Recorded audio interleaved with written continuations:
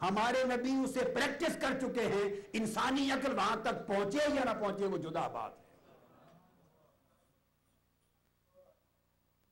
علمی اور سائنسی چیزیں، علم فقہ اور قانون قرآن اور حدیث سے نکلا اور صحابہ کے عمل سے نکلا، حیات اور آسٹرونومی یہاں سے نکلی، طبیعیات، میکانیات اور حرکیات یہاں سے نکلی، اپتھالوجی بصریات کا علم یہاں سے نکلا، نباتات باٹنی کا علم یہاں سے نکلا، میڈیسن کا علم یہاں سے نکلا، یہ فارماکولوجی ادویہ سازی کا علم یہاں سے نکلا، سرجری کا علم یہاں سے نکلا۔ حضور علیہ السلام سرجری کرواتے تھے، یہ جو پچھنے لگواتے بعض بیماروں کے لیے گندا خون نکالنے کے لیے، آقا علیہ السلام نے خود لگوائے ہیں صحابہ کو۔ اب تو مائنر سرجری حضور کی سنت ہے، خود کروائیے۔ علم وہاں سے نکلا۔ امراض چشم کا علم قرآن اور حضور کی سنت سے نکلا۔ ایک مریض آیا، اس نے کہا میرے سینے میں درد ہے، تکلیف ہے، انجائنا کی پین تھی یا ہارٹ اٹیک تھا۔ آقا علیہ السلام نے اس کو تجویز کیا اور اس کے لیے فرمایا کہ اولیو لو، وہ fat free cholesterol free oil ہے، اس کو استعمال کیا کرو۔ آج لوگ اس کے پیچھے پھر رہے ہیں۔ آقا نے 1500 سال قبل ہارٹ پیشنٹ کو علاج بتایا اور اس طرح اور مختلف بیماریاں بتائیں۔ بے ہوش کرنے کا نظام یہاں سے نکلا، علم الکیمیا یہاں سے نکلا، تاریخ و عمرانیات سوشیالوجی یہاں سے نکلی، جغرافیہ مواصلات یہاں سے نکلا۔ سیدنا فاروق اعظم کے زمانے میں نقشے بنتے تھے پوری دنیا کے جغرافیے کے۔ تحقیق ہو رہی ہے کہ چلتے چلتے یہ وقت آ جائے گا کہ انسان روشنی کی رفتار کے برابر سفر کرنے کے قابل ہو سکے گا۔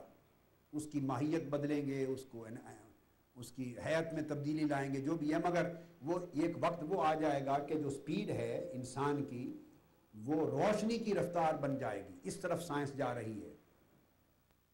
اور نمبر 2، سائنس غور کر رہی ہے کہ کیا ملٹیپل سپیڈ آف لائٹس بھی ہو سکتی ہے۔ یہ تو ایک ہے نا جی، 1,86,000 میل فی سیکنڈ، تو کیا یہ ملٹی پلائی بھی ہو سکتی ہے کہ یہ ملٹیپل سپیڈ بن جائے کہ اس سے کئی گنا، کئی رفتاریں ایسی مل کر تو روشنی اس رفتار کو جا پہنچے۔ تو کہنے لگا کہ یہ ایک تحقیق ہو رہی ہے، معلوم نہیں سائنس کتنی صدیوں کے بعد اس نتیجے پر جا پہنچے، لیکن کیا قرآن میں اس کا کوئی اشارہ یا حدیث میں ہے، یہ اس نے سوال کیا۔ میں نے کہا قرآن میں بھی ہے اور حدیث میں بھی ہے۔ اس نے کہا پہلے قرآن سے بتا دیں۔ میں نے کہا سبحان الذی اسری بعبدہ لیلا من المسجد الحرام الی المسجد الاقصی الذی بارکنا حولہ۔ پاک ہے وہ ذات جو ایک لمحے کی، رات کے ایک لمحے میں، اور والنجم اذا ہوا ما ضل صاحبکم وما غوا۔ میں نے کہا رات کے ایک لمحے میں جو مسجد حرام سے مسجد اقصی تک، اور پھر لنریہ من آیاتنا، پھر عالم سماوات اور فوق السماوات کی نشانیاں دکھانے کے لیے جو اپنے مقرب بندے کو لے گئی۔ میں نے کہا یہ تو قرآن سے سند ہے ملٹیپل لائٹ کی، کہ روشنی کی رفتار سے گئے یا اس سے بھی زیادہ رفتار سے گئے اور آئے۔ اور قرآن نے اشارہ دیا والنجم اذا ہوا۔ حضور علیہ السلام کے سفر جانے اور آنے کو قسم جب اللہ نے کھائی تو حضور کو نجم کہا۔ نجم ستارے کو کہتے ہیں، یہ اشارہ نور ہے، یہ اشارہ نور ہے۔ تو گویا حضور علیہ السلام کا اس رات سفر کرنا ایک نورانی سفر تھا، نور کا سفر کرنا تھا۔ تو گویا سفر کی سرعت بھی بیان کی اور لائٹ کا، نور کا بھی اشارہ دیا۔ انسانیت خود تو اس سرعت رفتار، اس سپیڈ آف لائٹ تک پہنچے یا نہ پہنچے، مگر کچھ ادراک ضرور ہو جائے گا اس کو۔ وہ آدمی چونک اٹھا، اس نے کہا اب حدیث میں بتائیے ملٹیپل سپیڈ جو میں نے کانسیپٹ بیان کیا، کئی روشنیاں مل کے رفتار بن جائے، اس کا ذکر حدیث میں نے کہا ہاں۔ میں نے کہا بخاری، مسلم، ترمذی، ابو داؤد، کل کتب حدیث میں حدیث صحیح ہے کہ معراج کی رات حضور نے جس سواری پہ سفر کیا اس کا نام براق تھا۔ براق برق کی جمع ہے، برق روشنی کو کہتے ہیں، اور براق کا معنی لغوی معنی ہے روشنیاں۔ اب وہ ایک جانور استعارہ میں تھا، مگر سمجھانا مقصود یہ ہے کہ حضور کا سفر روشنیوں کی رفتار سے تھا، یہ ملٹیپل سپیڈ آف لائٹ تھا،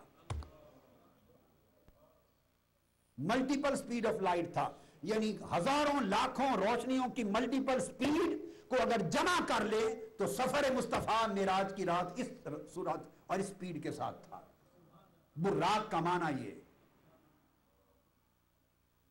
جب یہ بات ہو چکی یعنی براق کا معنی، اور میں نے کہا پھر مزید احادیث میں یہ بھی لفظ آیا ہے کہ جہاں نگاہ پڑتی تھی وہاں براق کا پہلا قدم پڑتا تھا، تو براق کا قدم نگاہ سے مراد روشنی ہے، اس کے ہر قدم کو روشنی کے ساتھ تعبیر کیا ہے، یہ اس کی رفتار تھی۔ میں نے کہا ایک نہیں درجن دلائل ہیں کہ multiple speed of light exist کرتی ہے، ہمارے نبی اسے پریکٹس کر چکے ہیں، انسانی عقل وہاں تک پہنچے یا نہ پہنچے وہ جدا بات ہے۔ علمی اور سائنسی چیزیں، علم فقہ اور قانون قرآن اور حدیث سے نکلا اور صحابہ کے عمل سے نکلا، حیات اور آسٹرونومی یہاں سے نکلی، طبیعیات، میکانیات اور حرکیات یہاں سے نکلی، ابتھالوجی بصریات کا علم یہاں سے نکلا، نباتات باٹنی کا علم یہاں سے نکلا، میڈیسن کا علم یہاں سے نکلا، یہ فارماکولوجی ادویہ سازی کا علم یہاں سے نکلا، سرجری کا علم یہاں سے نکلا۔